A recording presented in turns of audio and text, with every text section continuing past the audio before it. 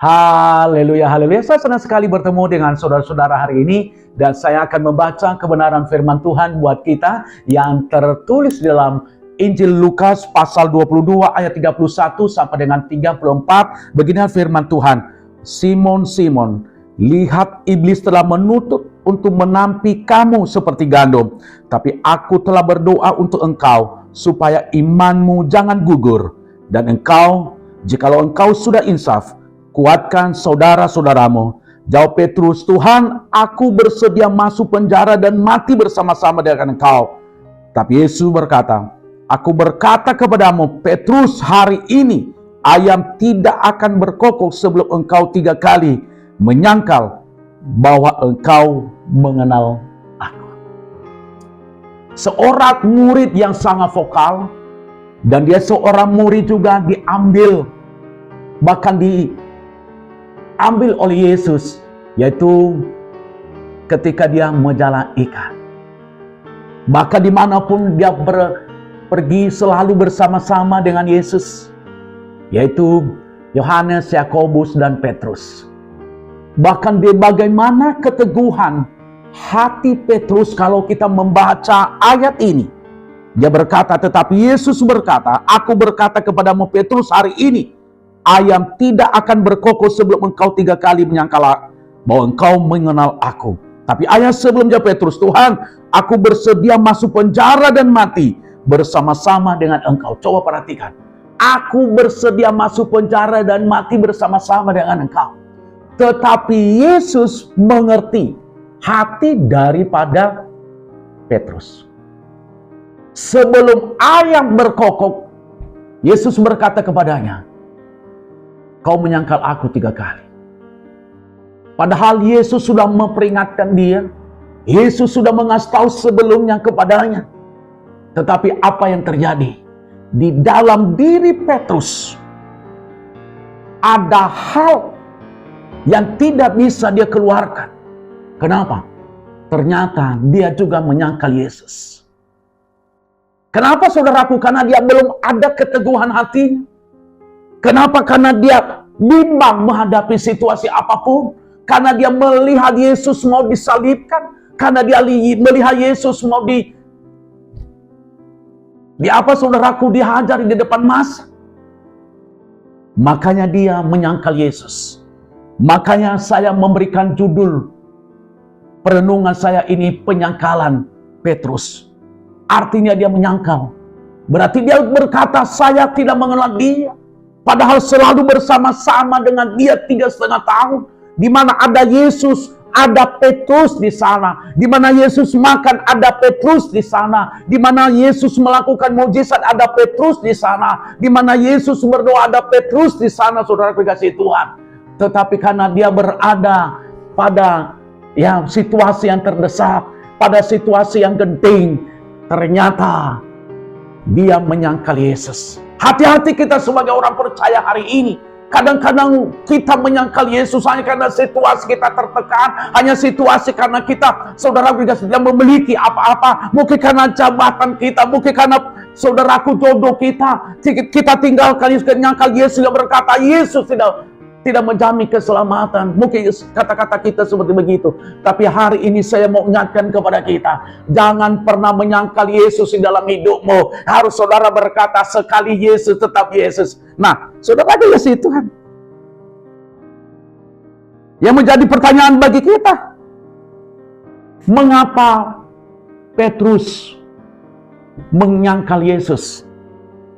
Yang pertama, karena Petrus tidak mengenal dirinya sendiri. Coba kalau dia mengenal dirinya, saya percaya dia tidak menyangkal Yesus. Ketika Yesus memanggil dia menjadi muridnya, kalau dia mengerti bahwa 3,5 tahun saya bersama-sama dengan Yesus, saya percaya dia tidak akan menyangkal Yesus. Dan di dalam Injil Lukas ini, saudaraku dikasihi Tuhan, Lukas menempatkan bahwa pencobaan yang dialami oleh Petrus itu adalah salah satu adalah terbesar di dalam diri Petrus. Coba kalau dia tidak melakukan itu, mungkin Lukas tidak menempatkan ini. Dan itu adalah persoalan yang berat yang ada di dalam diri Petrus. Persoalan yang tidak bisa dikendalikan di dalam dirinya. Kenapa? Karena Petrus tidak mengenal dirinya sendiri. Orang yang mengenal dirinya sendiri, saya percaya kalau dia selalu bersama-sama, dia tidak akan menyangkal Yesus. Jangan sampai terjadi dalam iman percaya kita kepada Tuhan. Kita tidak mengenal Allah kita sendiri. Kita tidak mengenal diri kita sendiri bahwa saya apapun yang terjadi, saya tetap kokoh, saya tetap percaya kepada Tuhan. Saya tidak pernah menyangkal Tuhan. Tidak akan kita lakukan hal itu. Makanya saudaraku, lewat kebenaran firman Tuhan ini, mari kita akan membukakan hati kita kepada Tuhan. Yang kedua yang perlu saya sampaikan kepada kita, mengapa ya masih tetap menyangkal Yesus? Yang kedua, saudaraku dikasih oleh Tuhan. Yang kedua, Petrus tidak mengerti misi Tuhan Yesus. Kalau dia mengerti misi Tuhan Yesus, misi Tuhan Yesus adalah menebus dosa manusia dengan apa? Lewat dia menderita, lewat dia dianiaya, lewat dia disalibkan, saudara kasih Tuhan. Kalau Petrus mengerti itu, padahal Yesus sudah pernah menyatakan kepada murid-muridnya. Dia berkata, suatu saat saya akan diserahkan dan saya akan dijual. Tetapi Petrus tidak pernah mengerti misi itu. Biarlah lewat perayaan Paskah tahun ini kita memahami, yaitu misi Tuhan Yesus dalam diri kita. Misi Tuhan Yesus adalah walaupun kita menderita, tapi kita tetap percaya bahwa Tuhan sanggup menolong kita. Amin, saudara dikasihi Tuhan. Yang ketiga, mengapa ya Petrus masih tak menyangkal Yesus? Yang ketiga yang perlu saya sampaikan kepada kita, ya, karena Petrus tidak mengerti bahwa iblis sedang mengincar dia. Petrus tidak mengerti. Coba ketika Yesus berkata kepada Petrus, iblis sedang menuntut untuk menampi engkau. Coba kalau dia tahu, kalau dia tangkap apa yang disampaikan oleh Yesus, saya percaya Petrus tidak akan menyangkal Yesus. Coba, kadang-kadang kita tidak mengerti, saudaraku dikasihi Tuhan, apa yang Tuhan kerjakan di dalam kehidupan kita. Kadang-kadang Allah berfirman kepada kita, kita tidak mengerti.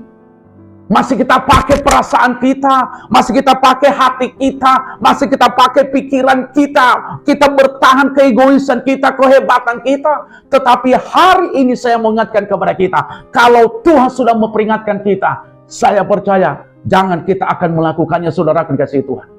Biarlah hari ini, lewat firman Tuhan ini, kita terus belajar. Bahkan kita terus meminta pemulihan dari Tuhan, supaya kita tidak menyangkal Yesus sepanjang kehidupan kita ini. Saya akan berdoa saudara. Mungkin saudara hari ini sedang menyangkal Tuhan. Mungkin hari ada rencana mau tinggalkan Tuhan Yesus. Berdoa kepada Tuhan. Saya akan berdoa. Bapa, di dalam nama Yesus Kristus, didik kami dan bimbing kami. Ingatkan kami. Seperti Engkau mengingatkan Petrus. Bapa, ingatkan kami. Agar kami tidak menyangkal Engkau. Agar kami tidak meninggalkan Engkau. Agar kami tidak berpaling kepada siapapun. Kami tetap percaya kepada Tuhan. Bapa, biarlah Engkau berbelas kasihan kepada kami pada saat ini. Terima kasih Bapa. Di dalam nama Yesus Kristus kami telah berdoa. Haleluya. Amin. Sukses saudara, Tuhan Yesus Kristus memberkati. Amin. Jangan lupa like, comment, subscribe, dan share. Sampai jumpa lagi di Glow Pastoral Digital Channel. Tuhan Yesus berkati. Yes. Halo teman-teman semua, buat kalian yang belum memiliki tempat ibadah tetap, yuk gabung bersama kita di GBI Glow Fellowship Center. Lokasinya ada di Glow Tamres, Glow Gading Marina, Glow BSD, Glow Dynaplus, Glow Depok, Glow Majestic, dan Glow Cibubur. Kita tunggu kehadiran kalian. Tuhan Dan Yesus Yesus memberkati. memberkati. Amin.